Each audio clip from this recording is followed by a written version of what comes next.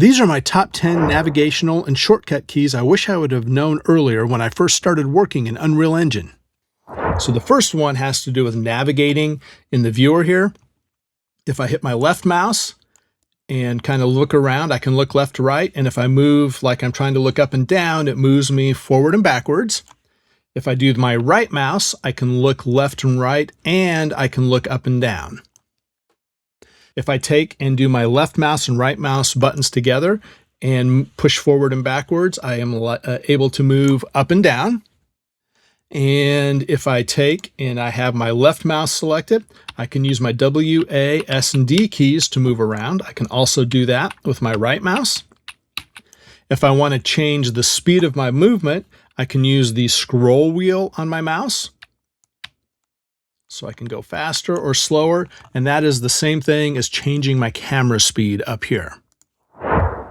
Another navigation tip that I really like is focusing on objects. To do that, if I select an object and hit F, it will bring that item into focus. Now, if I'm too close to it or if I want to move around that object, I have a couple of options. If I do the left mouse and Alt on a PC or the left mouse and Option on a Mac, I can take and move around and scroll around that object while keeping it in focus. If I do the Alt right mouse on a PC or the Option right mouse on a Mac, I can zoom in and out of the object while keeping it in focus. The next tip that I really like is how to find an object in the content browser.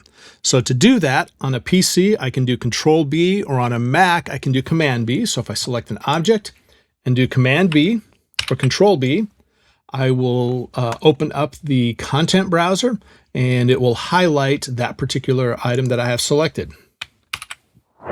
Another set of shortcuts that I like a lot are the Gizmo shortcuts. So these are my gizmos here. I've got my select objects, I've got my translate objects, my rotate objects, and my scale objects gizmos. Now I can select them up here, or a little faster way to do it is Q selects my pointer, W selects my translate, E selects the rotate objects, and R selects the scale objects. So it's just a little quicker way to select and quickly move between my different gizmos.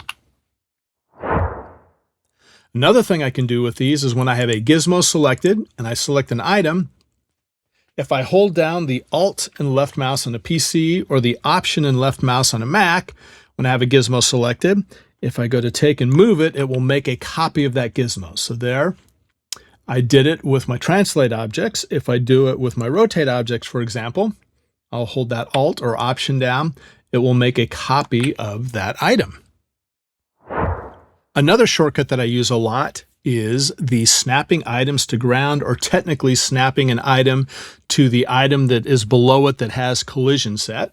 So I've got this cube here that's floating, and if I wanted to snap it to the ground, if I hit the End key, it will automatically snap it.